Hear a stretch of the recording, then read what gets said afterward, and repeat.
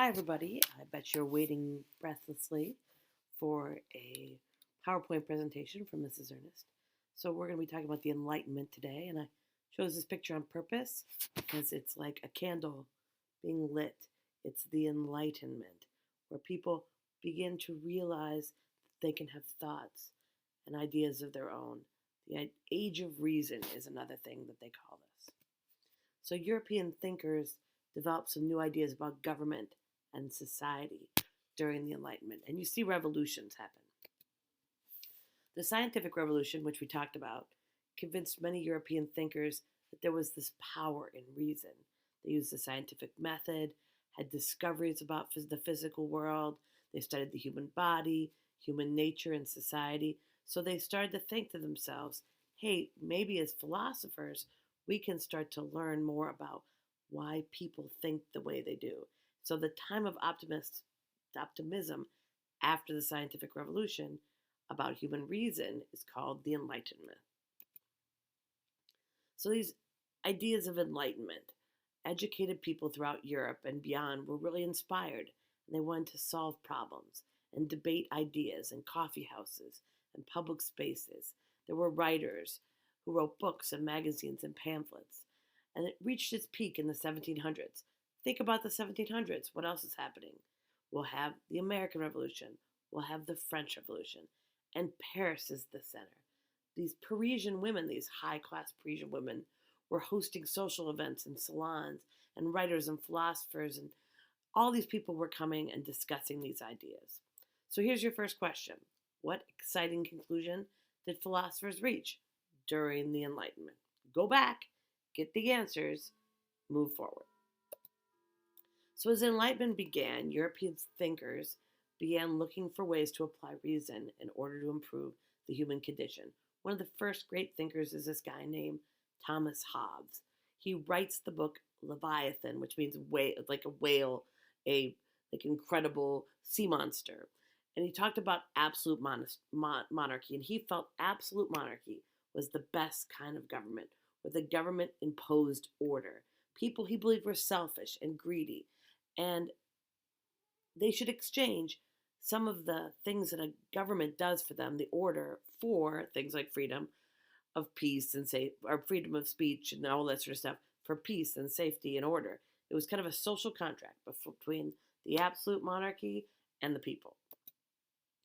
In contrast, this guy named John Locke, he was an English philosopher, and he believed all men were created equal, all people were created equal, and the government should protect natural rights.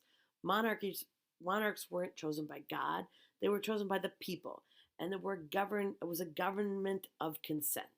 And he felt power limited laws for people. His ideas are the foundation to modern democracy. And if you ever go back and read John Locke, you'll find out that Thomas Jefferson stole John Locke to write the Declaration of Independence. Another guy we talk about when it comes to philosophers during this time is Jean-Jacques Rousseau, and he is French, obviously, and he believed people were basically good compared to Hobbes, who believed people were selfish and greedy. And he believed that people were good until society corrupted them. He actually wrote a book called The Social Contract, where he said all men are born free, but everywhere there's chains. And he believed that society could work for the common good, not just the wealthy few, and that individuals should give up some of their freedoms for the benefit of the community as a whole. You might be experiencing this right now. You are giving up your freedoms of going outside, going to work, going to a restaurant, going to the gym for the good of the society. And he thought inequality in society was horrible. Everybody is equal, therefore everybody gives up something for society. His views were revolutionary, and because of that, people revolted. American Revolution, French Revolution, all were watching Jean-Jacques Rousseau and John Locke. Another guy coming in the story is this guy named Baron de Montesquieu. Baron de Montesquieu, he comes up with the idea of separation of powers. He's afraid that one group of a government is going to become too powerful, and you got to divide the power, separate the powers so that one group doesn't abuse it. In 1748, he wrote a book called The Spirit of the Laws, and he talked about Great Britain's government, and he thought the idea of dividing the government into legislative, executive, and judicial was the best way. Parliament makes laws, king carries out the laws, courts interpret the laws. He didn't really understand the British government very well, but the idea of a check and balance system is something that later becomes really important to democratic governments. Our democratic government is run with a legislative, an executive, and a judicial branch.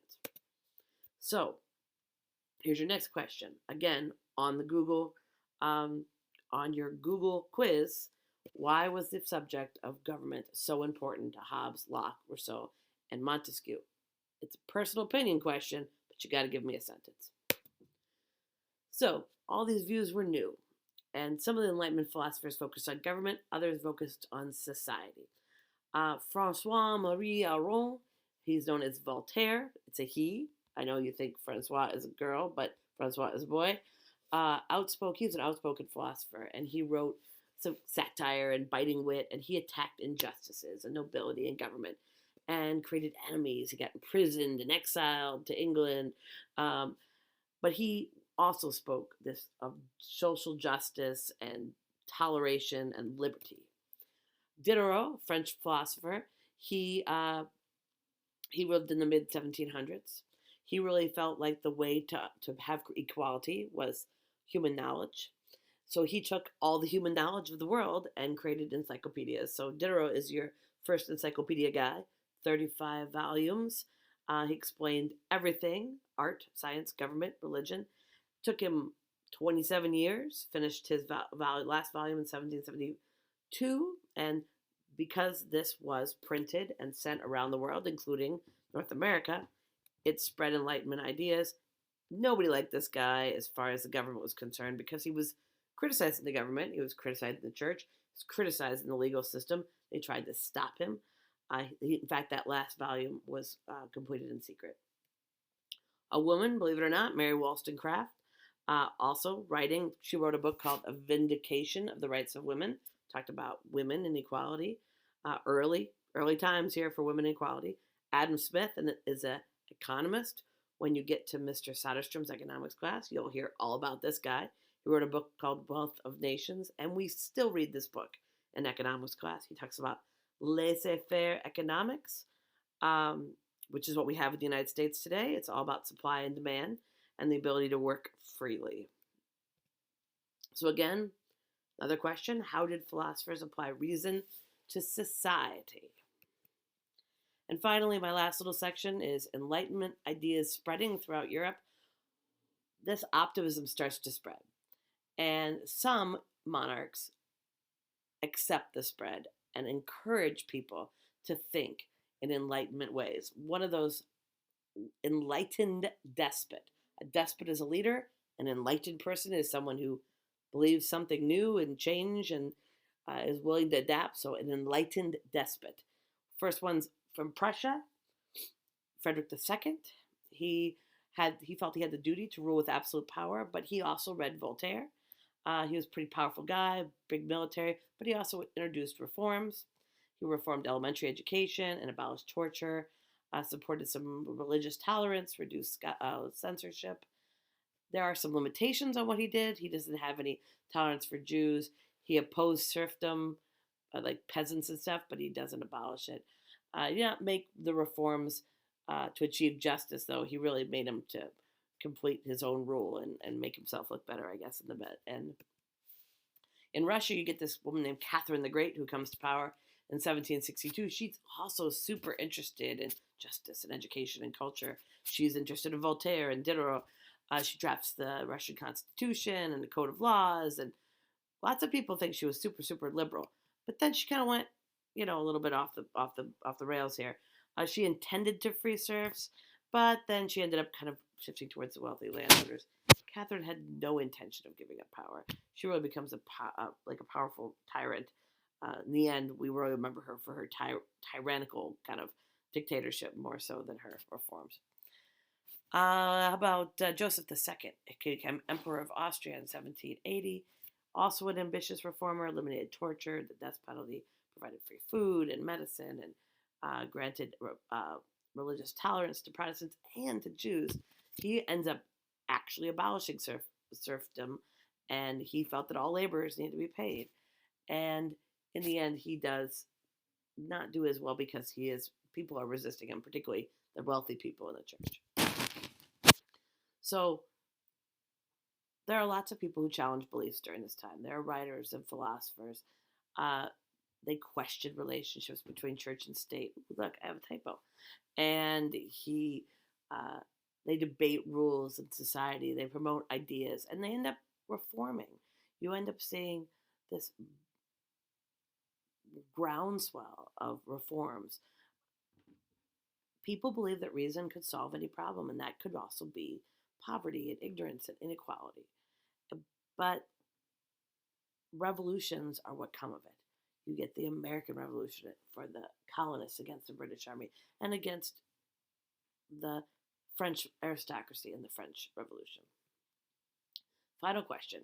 How successful were the reforms of the enlightened despots, those enlightened leaders like Catherine the Great and Joseph II and Frederick? How successful were they? Were they able to make some changes in their country? All right, that was the end of the PowerPoint. And thank you guys so much for watching. And feel free to go back in and watch it again or just flip through the PowerPoint yourself.